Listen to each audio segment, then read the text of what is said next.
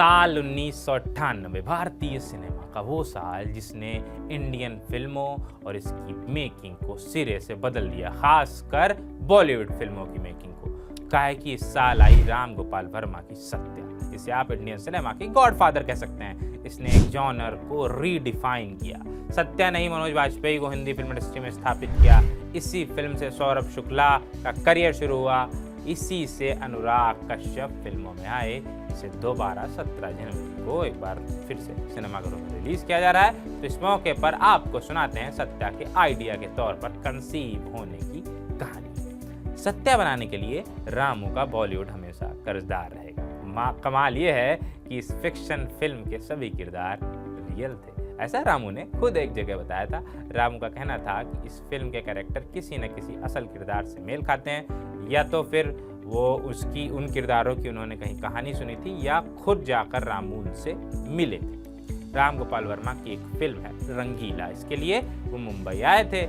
इस दौरान उन्हें, इसमें आमिर खान है इस पिक्चर में, उस दौरान उन्हें इस शहर की एनर्जी बहुत ज़्यादा भाग गई, तो उन्होंने मुंबई में ही रुकने का फैसला कर लिया। वो रंगीला, एक वक्त की बात है, वो रंगीला के प्रोड्यूसर ऑफिस में बैठे हुए थे, उनसे अपनी अगली फिल्म के बारे में डिस्कशन कर रहे थे।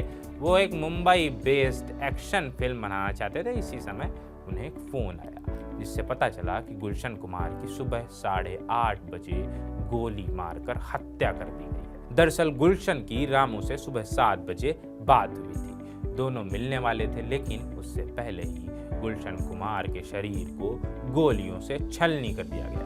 उन्हें एक के बाद एक 17 गोलियां मारी गई। बहरहाल ये कहानी फिर कभी सुनाएंगे, लेकिन यही वो पॉइंट था जहां से सत्या का जन्म हुआ। जब ये खबर सामने आई तो वहां मौजूद लोग गुलशन के आखिरी पलों के बारे में बात करने लगे, सब याद करने लगे, लेकिन रामू कुछ और सोच रहे थे। उनके दिमाग में चल रहा था कि जिस शख्स को 8:30 बजे सुबह में मार दिया गया है, उसके लिए हत्यारे कितने बजे उठे होंगे। क्या उन गैंगस्टर्स ने मर्डर के बाद और पहले नाश्ता किया होगा?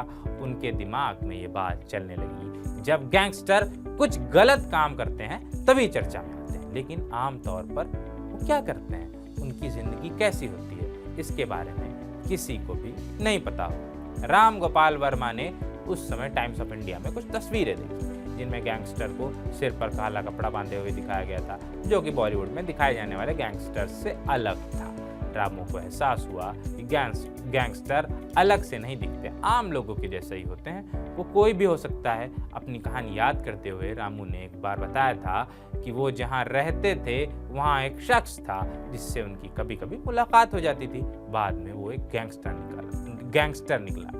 यहीं से कॉन्सेप्ट आया सत्या का। इस फिल्म के लिए उन्होंने एक गैंगस्टर से भी मुलाकात की जिससे फिल्म के कल्लू मामा का किरदार बना, जो सौरभ शुक्ला ने निभाया। सौरभ शुक्ला ने इस फिल्म को लिखा भी अनुराग कश्यप के साथ। फिर एक गैंगस्टर की कहानी उन्होंने सुनी जिसने बात न मानने पर अपने भाई को मार दिया था, जिससे विकू मात्रा का किरदार आया जो मनोज वाजपेयी ने निभाया और वो मुंबई के किंग बन गए। हालांकि फिल्म का मेन कैरेक्टर सत्या रामू ने द फाउंटेन हेड नाम के उपन्यास का एक कैरेक्टर है हॉवर्ड रॉक के आधार पर तैयार किया था। खैर, अब ये थी कहानी सत्या की। थिएटर में लगने की डेट है इसके 17 जनवरी। देखाइए, हम भी जाएंगे, क्योंकि सत्या सबकी प्यारी फिल्म है, हमारी प्यारी फिल्म है। ऐसी फिल्म है जब कुछ पॉइंट्स गिने जाएंगे बॉलीवुड में कि इस पॉइंट से बॉलीवुड सिनेमा या फिर इंडियन सिनेमा बदला, तो उस जगह पर सत्या और 1998 का साल एक माइलस्टोन हुआ। अभी चलते हैं, टाटा बाय बाय, शुक्रिया। बाकी आपकी अगर यादें हो कुछ सत्या की, आपने कभी देखी हो उस जमाने में थिएटर में जाके, तो हमें ज़रूर कमेंट बॉक्स में बताइएगा। और अगर अभी जा रहे हैं तो बताइएगा कि देखें कि नहीं देखेंगे। चलते हैं, टाटा बाय बाय, शुक्रिया।